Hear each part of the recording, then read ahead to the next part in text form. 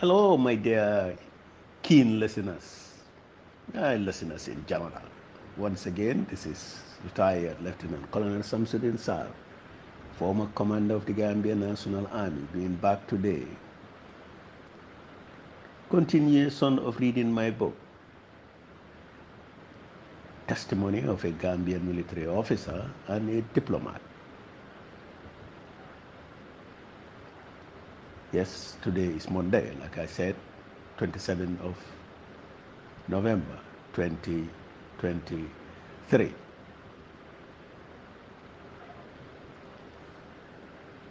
The chapter scheduled for today's reading, chapter 26, is relatively concise, focusing on the events that unfolded shortly after my reconciliation with President Haja Jane at his New York City hotel suite in September 2014.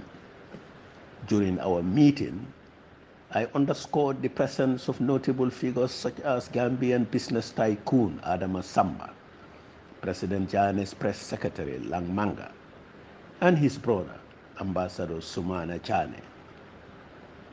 However, given the brevity of this chapter, I have decided to include an article I penned yesterday. The piece relates to the ongoing military issue in the nation of Sierra Leone, where the nature of the problem, whether it stems from an attempted coup or an insurgency, still remains unclear. Let's embark on this new reading journey. Chapter 26. Gambian dissidents attacked the Gambia and failed.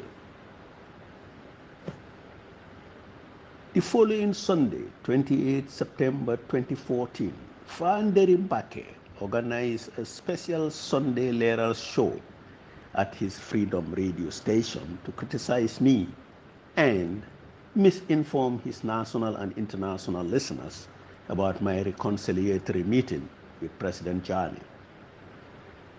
The day after I met Jane, he called me to find out what exactly happened. Knowing his penchant for fabricating stories to entice a larger audience, I decided to be honest and shared everything I thought he needed to know about the meeting. However, I refrained from mentioning the job offer or anything that he could use to attack President Jane. Sharing information about Jane's witchcraft beliefs or anti-homosexual ideas could have provided him with the right ammunition for a full 3 hours condemnation of the president on his radio. We even had dinner together, I told Mr. Mbake. Whoa! What was the food like? He asked, showcasing his well-known love for food and his appetite for large quantities of it. It was some kind of seafood, I replied, although I found the question irrelevant to the subject of the meeting. Despite my hesitation, he insisted on knowing the specific kind of seafood, which I didn't know. But I mentioned lobster as my final answer.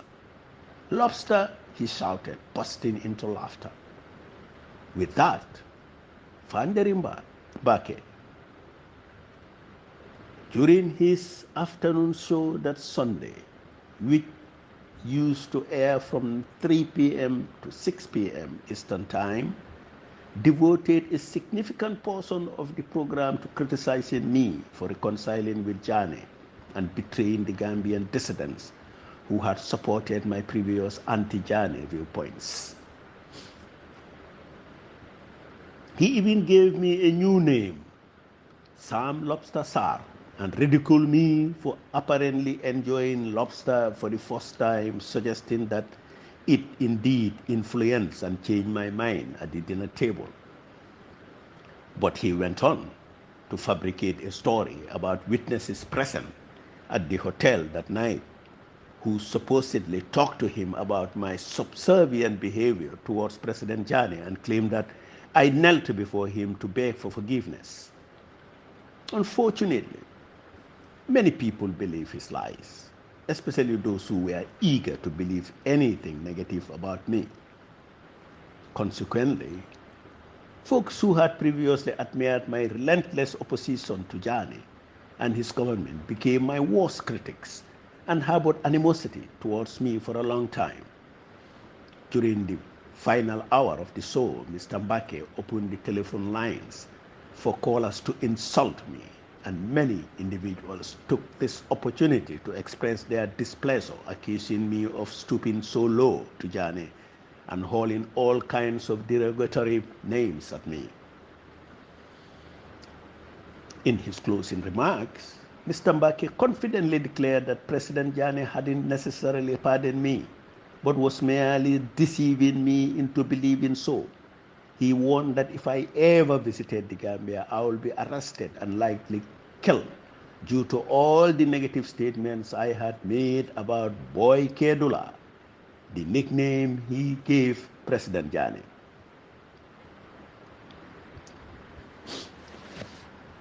Despite the backlash and the belief of many, including some members of my family, my decision to live harmoniously with the APRC government, especially with the acting Gambian ambassador in Washington, D.C., Major Sheikh Gay, remained unchanged. Soon after President Jana returned to the Gambia, he contacted acting Ambassador Gay to urgently help locate Mrs. Nene McDougall Faye in America and arrange a conversation with her. Mrs. Faye, who was a prominent news reporter and senior staff at the Gambia radio and television service in the Gambia, who had once been a staunch supporter of the APRC government and Jani. She later became the press secretary for President Jani at the State House. However, due to a falling out with Jani and feeling insecure in the country, she left the Gambia with her husband and children for the USA, where they sought and were granted political asylum. By 2014, they had all upgraded their status to permanent residents or green card holders. Following another 5 years, they will be eligible to apply for naturalization and citizenship.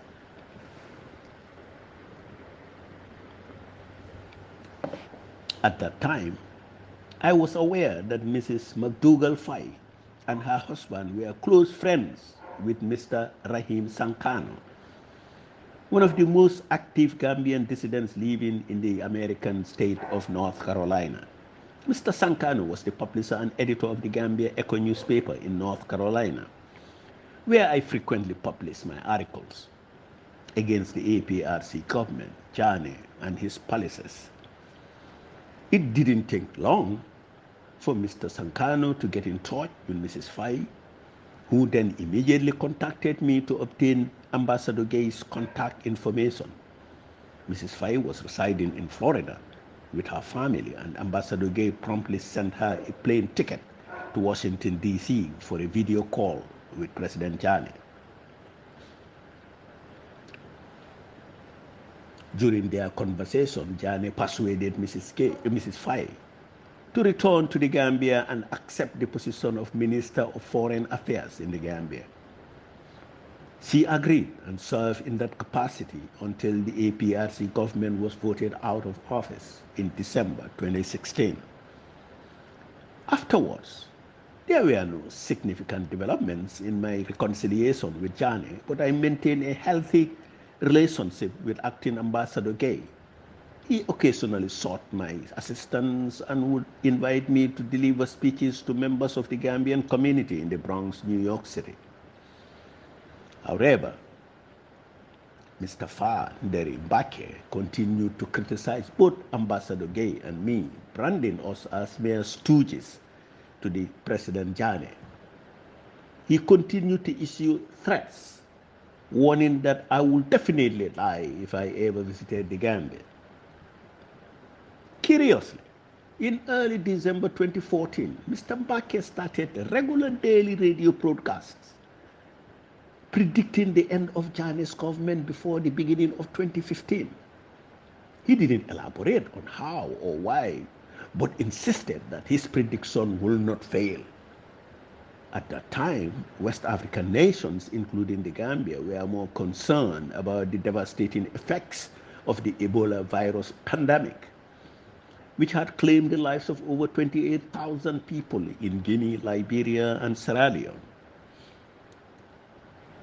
Then, on the early hours of Tuesday, 30th December 2014, Mr. Mbake once again took to the airwaves to report that foreign mercenaries had attacked the Gambia, successfully overthrowing the APRC government while President Jane was out of the country. According to his report, the mercenaries had taken control of the whole country and were now attempting to seize the State House from an already defeated resistance by the Presidential Guard. Before you know it, dissidents were calling from everywhere, celebrating the news and urging the Senegalese government not to open its airspace to any aircraft trying to carry Jane back to the Gambia from wherever he was. Some callers call only to ridicule and insult me for choosing to support the Jane regime that had finally been ousted.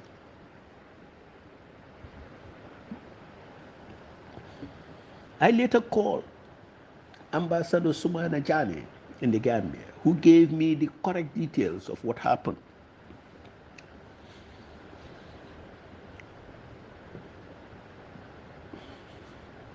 A few Gambian dissidents living in the United States and Europe launched an armed attack at the President's State House in the early hours of the morning, but all three ringleaders were killed while the rest ran away to Senegal and were being pursued. What about President Jane? I asked him. He was out of the country, but is on his way back to deal with the situation, he replied. The following day, 31 December 2014, pictures of the dead attackers started to appear on social media as they lay naked on the ground, surrounded by soldiers whose feet alone were captured in the pictures. The actual story behind the incident later emerged.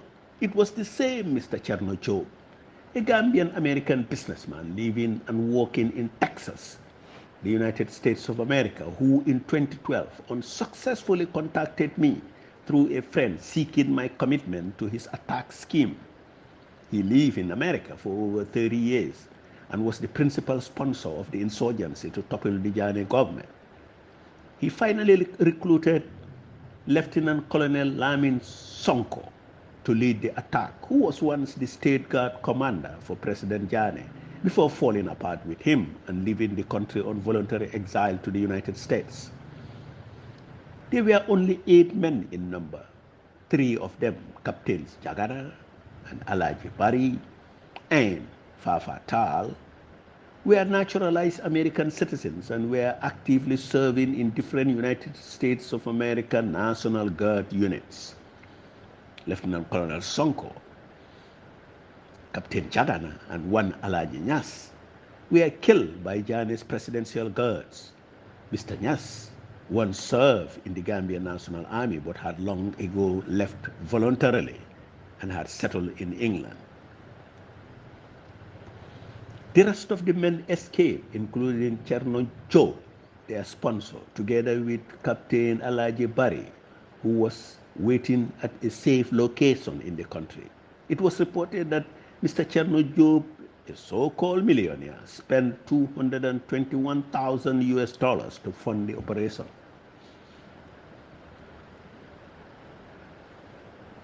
The attackers successfully shipped a container full of sophisticated weapons with combat gears that outnumbered the group. According to later revelations, they had relied on anti-Jane Gambia National Army soldiers already recruited in the Gambia, who had assured them of their willingness to join them in the attack if they arrived and provided the weapons. Lieutenant Colonel Sonko, they said, was assured by the collaborating soldiers at the State Guard that they would participate in the operation. However, when they arrived on the night of the operation, none of the expected collaborating soldiers showed up to participate. Instead, the insurgents were ambushed at the State House where all three men were killed.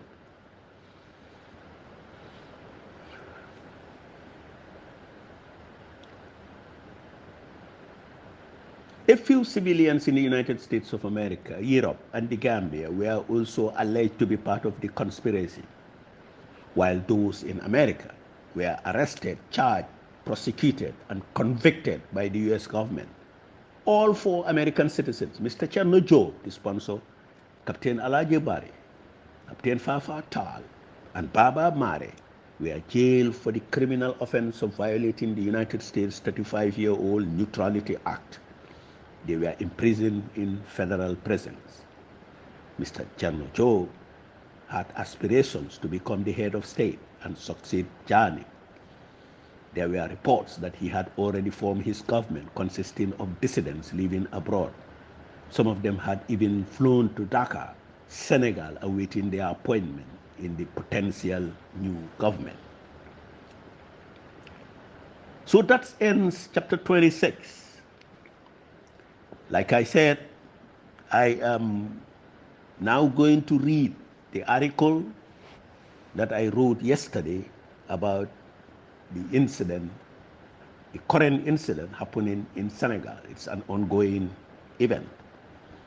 In fact, it's titled Sierra Leone Today, Insurgency or Coup Attempt by retired Lieutenant Colonel Samsudeen Sarr. And it reads,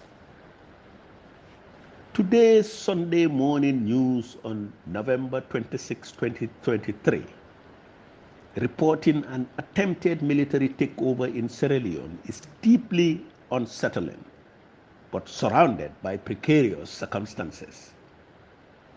Upon reading Reuters' report categorizing the incident as another of the unfortunate recent coups that affected the sub-region and labeling it as a major setback to African democracy, I find myself in complete disagreement. I do not concur with Reuters' characterization of the recent Guardian coups in Mali, Burkina Faso, Niger, and even Guinea-Conakry. These events, occurring in former Francophone countries, do not resemble the common coups of the past. The past post-colonial coups were not only setbacks to democracy, but also marked the continuation of the same system by new individuals in power, driven mostly by greed. I firmly believe that the coups in these four states were progressive endeavors aimed at instigating much needed and welcome system change, rather than mere power transitions, reinforcing retrogressive and exploitative government systems that perpetually impoverish the masses. However, the situation in Sierra Leone, based on the available information, appears dissimilar, making any comparison of it to standard military coup attempts questionable. The government's press release today declaring an open-ended nationwide curfew while emphasizing citizens to stay indoors as they search for the unknown culprits suggests that the perpetrators may not have originated from the army and are still at large. Typically, curfews declared under such circumstances are effective from dusk to dawn, assuming the government has control of the situation. However, the absence of a specified timeline for when the curfew starts and ends indicates an unpredictable situation and a nation still grappling with serious trouble. Moreover, there are reports of masked individuals in military fatigue seen in Sierra Leone, issuing warnings to the population and emphasizing that their mission is targeted at specific individuals. In addition, the central prison, already overcrowded, has been breached and by unidentified assailants, resulting in the escape of a significant number of prisoners. Adding to the escalating situation, the Wilberforce military barracks in Freetown experienced a break-in at its armory, leading to the theft of several weapons. The alarming part is that this incident preceded a series of frightening shootings in the early hours of the morning. In light of these developments, it appears more indicative of an insurgency rather than a conventional attempt at a military takeover resulting from an internal mutiny.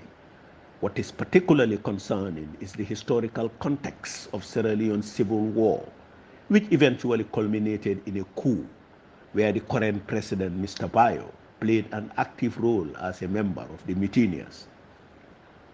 It is my sincere hope that the current chaos does not signify an attempt to spark another major unrest. President Bayo, having recently secured a second term in office amid controversy and subsequent violence during the elections, faces additional challenges. Yes, Sierra Leone, as a nation in the sub-region, is recognized for adopting a constitutional term limit for 2 terms only for elected presidents, a crucial provision seen as a deterrent against coups.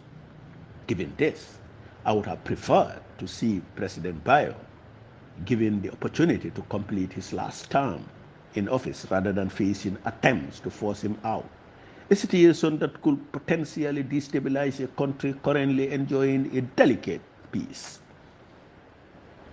However, the people of Sierra Leone, particularly the youth, have grown increasingly impatient with the Bayo government due to its poor performance in addressing corruption and the country's lackadaisical economic growth, resulting in significant youth unemployment. A notable number of Sierra Leone youth have chosen to migrate from the country in search of better opportunities across the sub-region. Today, one can observe them in various roles in the Gambia, such as driving Jakarta taxis and engaging in various small-scale trades. Sierra Leone boasts immense wealth in terms of natural resources and fertile land. With effective leadership, it could have become a model state in the sub-region. However, it seems that President Bayo, despite his charisma and charm, may lack the knowledge or determination needed to bring about the necessary changes for a better nation. Instead, there is a perception that he is clinging to the old post-colonial system, a stark contrast to the commendable changes implemented by the military in Mali, Burkina Faso, Niger, and Guinea. The situation in Sierra Leone warrants ongoing monitoring. Unfortunately, given the current circumstances, prospects do not appear promising. And this ends chapter 26 together with my article yesterday. Thank you very much for listening, and you all have a